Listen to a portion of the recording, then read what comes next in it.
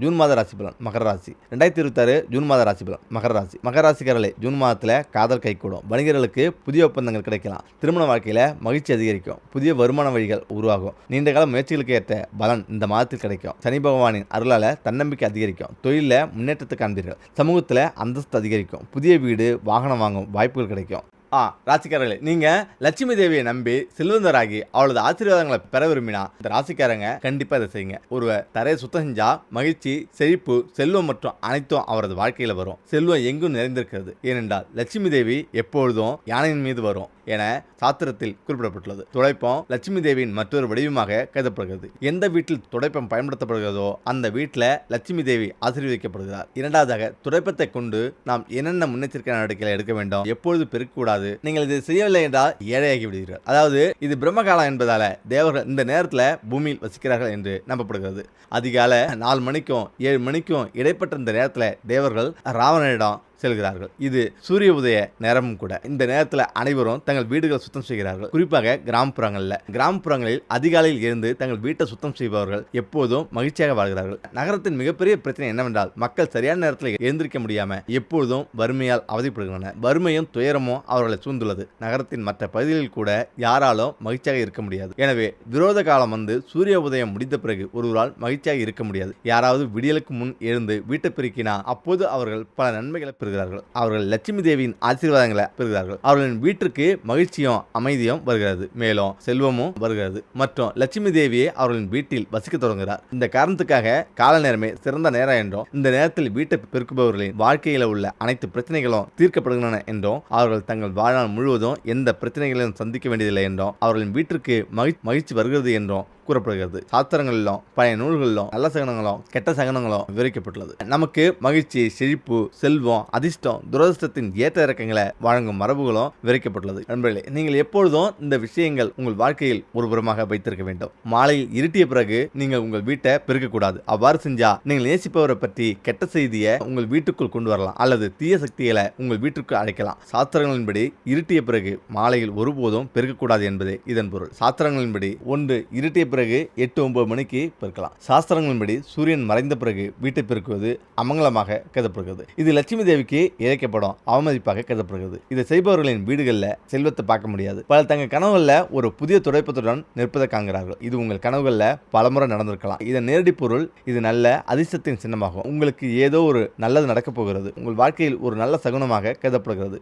உங்களுக்கு அப்படி ஒரு கனவு வந்திருந்தா உங்கள் அதிர்ஷ்டம் மிக விரைவில் மாறப்போகிறது. நண்பர்களே, வீட்டுக்குள் குப்பையை கூட்டி ஒரு மூலையில் வைக்காதீங்க. உடனடியாக அதை பெருக்கி அப்புறப்படுத்துங்க. கவனமாக இருங்கள். நீங்கள் இதை ஒருபோதும் செய்யக்கூடாது. நண்பர்களே, இது மிகவும் கெட்ட சகுனமாக கருதப்படுகிறது. பலர் இதை ஒரு பிரச்சனையாக கருதியுள்ளனர். மேலும் பலர் இந்த தவறு செய்த பிறகு அதை ஒப்புக்கொண்டு உள்ளனர். உங்கள் குடும்பத்தில் யாராவது வீட்டை விட்டு வெளியே சென்றா அவர்கள் சென்றவுடனேயே நீங்கள் ஒருபோதும் பெருக்கக்கூடாது. அந்த நபர் தனது இலக்கை அடைந்து விட்டார் என்ற செய்தி உங்களுக்கு கிடைத்து விட்டா நீங்கள் வீட்டை பெருக்க வேண்டும். அவர் வெகு தூரம் செல்லவில்லை என்று தெரிந்தோம் நீங்கள் வீட்டை பெருக்கினா அது மிகவும் கெட்ட சகுனமாகும். அவ்வாறு செய்வது உங்கள் வீட்டில் பெரும் பேரழிவு ஏற்படுத்தக்கூடும். எனவே குடும்பத்தில் யாரேனும் வீட்டை விட்டு வெளியே சென்றா அவர் சென்ற பிறகு ஒருபோதும் வீட்டை பெருக்காதீர்கள். அதாவது விருந்தாளியாக நீங்கள் தூய்மையில் கூடுதல் கவனம் செலுத்த விரும்பினா அவர் சென்ற 1 அல்லது 2 மணி நேரத்துக்கு பிறகு தரையை துடைக்கலாம். அதுவும் கடவுளிடம் பிரார்த்தனை செய்த பிறகு பெருக்கலாம். இதுபோல் துடைப்பதன் மீது தொடப்பத்தின் மீது கால் வைப்பதும் மிகவும் கெட்ட சகுனமாக கருதப்படுகிறது. இதன் பொருள் உங்கள் வீட்டின் லட்சுமி தேவியை நீங்கள் உதைக்கிறீர்கள் என்பதாகும். நண்பர்களே, லட்சுமி தேவி அவமதிக்கப்படாமல் இருக்க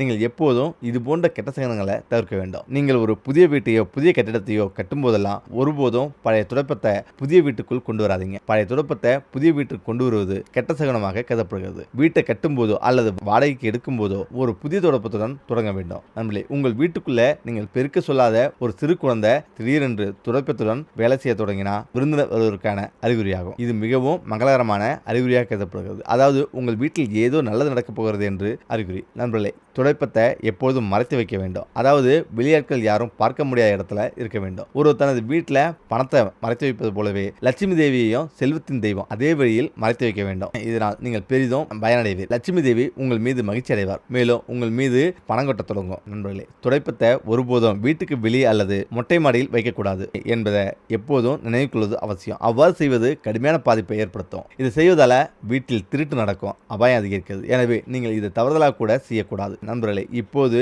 ஒரு துடைப்பத்தை கொண்டு செய்யப்படும் மிகவும் பிரபலமான பரிகாரத்தை பற்றி பேசுவோம்.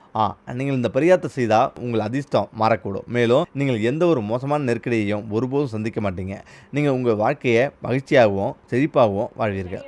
எப்பொழுதெல்லாம் ஏதேனும் சிக்கலை சந்திக்கிறீர்களோ, உங்கள் வீட்டில் பணப்பற்றாக்குறையை உணர்கிறீர்களோ அல்லது உங்களால் பணம் பெற முடியாமல் இருக்கிறீர்களோ, அப்போது நீங்கள் இந்த மிக முக்கியமான பரிகாரத்தை செய்ய வேண்டும். ஒரு புதிய தொடப்பத்தை கொண்டு வர வேண்டும். புதிய தொடப்பத்தை வாங்கிய பிறகு லட்சுமியை வழிபட வேண்டும். லட்சுமியை வழிபட்ட பிறகு நீங்கள் தொடப்பத்தையும் வழிபட்டு லட்சுமி தேவியிடம் பிரார்த்தனை செய்ய வேண்டும். உங்களுக்கு தேவையானதை அந்த விருப்பத்தை நீங்கள் லட்சுமி தேவியிடம் கேட்க வேண்டும். பிறகு நீங்கள் செய்ய வேண்டியது என்னவென்றால், ஒரு சிவப்பு துணியை அல்லது ஒரு கருப்பு துணியை எடுத்துக்கொள்ளலாம். அல்லது இந்த மூன்றுல சிவப்பு துணியை சிறந்தது. நீங்கள் அந்த துணியை எடுக்க வேண்டும். அதற்குள் துடைப்பத்தை சுற்றவும். நீங்கள் செய்ய வேண்டியது, உங்கள் வீட்டுக்குள்ள யாரும் பார்க்க முடியாத ஒரு சிறப்பு இடத்துல துடைப்பத்தை வைக்க வேண்டும். அதன் பிறகு லட்சுமி தேவியை பிரார்த்தனை செய்ய வேண்டும். நீங்கள் கெட்ட பணி முடியும் வரை அல்லது லட்சுமி தேவி உங்கள் வேலையை செய்யும் வரை நீங்கள் துடைப்பத்தை பயன்படுத்தக்கூடாது. நீங்கள் துடைப்பத்தை பயன்படுத்தவோ அல்லது வெளியே எடுக்கவோ கூடாது. மேலும் லட்சுமி தேவி உங்கள் தனது ஆசீர்வாதத்தை பொழிவார். உங்கள் பணி முடிந்ததும் முதல்ல நீங்கள் துடைப்பத்தை அவிழ்த்து லட்சுமி தேவியை வழிபட வேண்டும். லட்சுமி பூஜை முடித்த பிறகு, லட்சுமியை வழிபட்ட பிறகு அந்த துடைப்பத்தை ஒரு பிரேத்தக கோயிலோ அல்லது உங்கள் வீட்டில் உள்ள பூஜை அறையிலோ வைக்கவும். ஏனென்றால் இந்த பரிகாரத்தின் மூலம் நீங்கள் அதை